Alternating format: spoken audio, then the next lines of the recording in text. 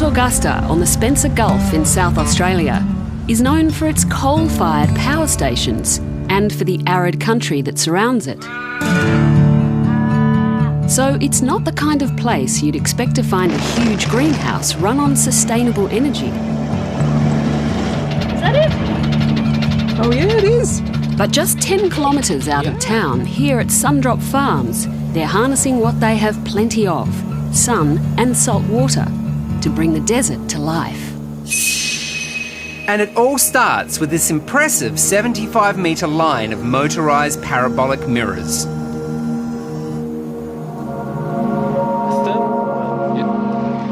It tracks the sun. So in the morning on the east side, when the sun comes over the Flinders Ranges, it starts focusing and then it tracks the sun during the day. They are in this shape because they focus all the sun's energy onto the center tube. Running through the centre tube is thermal oil, which can be heated to a very high temperature. And how hot does the oil get? And we let it go up to 165 degrees Celsius, that is. The hot oil in turn heats nearby tanks of seawater to the same high temperature. Steam from the seawater drives turbines to generate enough electricity to provide the farm with more than 80% of its power needs.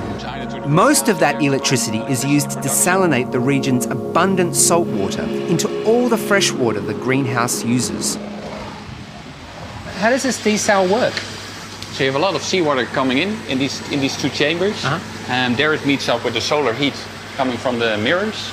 There it creates seawater vapor, and that seawater vapor is then pushed into this vertical cylinder where it meets up with fresh water droplets. Ah, so it's like condensation. That's it. It's purely like condensation, what you experience when you take your beer bottle out of your fridge and you put it on your kitchen table. See little droplets form on the side. Yeah. That's what we do here as well. You're making me thirsty. It's not new technology, but it is efficient. This small unit produces the 10,000 litres of fresh water the greenhouse requires every day. Here you go. Freshly produced. Cheers. Not quite the thirst quencher I had in mind. Even so. That's better than Adelaide water. Huh. 10,000 litres sounds like a lot, but if this crop were grown out in the field, it would use 10 times that amount. Greenhouses are so much more efficient because of the controlled environment in which the plants grow, and that means crops all year round. Just straight ahead here, we have some tomatoes. Oh, fantastic. Yeah. These look tasty. Can I try one? Yeah, absolutely. Go right ahead.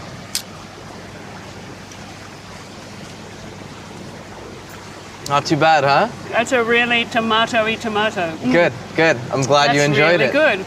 You get such hot summers here. How do you cool it down? It works just like an air conditioner. And if we just walk back here, I can show you how it works. Turn the dial? Yeah, something like that. This is the cooling system. Absolutely, very basic. So what it is a perforated cardboard pad, just very normal cardboard. How do you put water over cardboard? It does need to be replaced after so many years, but the way they design it and the way that you compact it, you're able to hold the cardboard together in one piece. Water, in this case seawater, is irrigated over the cardboard, making it supersaturated. Giant fans at the other end of the building draw dry, hot air from outside through the damp wall, creating cool, moist air inside. Again, it's not complex technology. It's the age-old rule, right? The simplest things work the best. And what we're doing is we're integrating all of these simple technology ideas to make one big self-sustainable agricultural project. We're the only people that are using all of these technologies simultaneously integrated together. Up until now, it's been a commercial pilot project, but they're now expanding, big time. But basically the greenhouse on our left here, we're going to build a greenhouse that's 40 times the size. It's going to be glass. 40 times? So we're going from 2,000 square meters to about 8 hectares, which is 80,000 square meters. 4,000%. Yeah, it's pretty... That's a very large increase. Yes.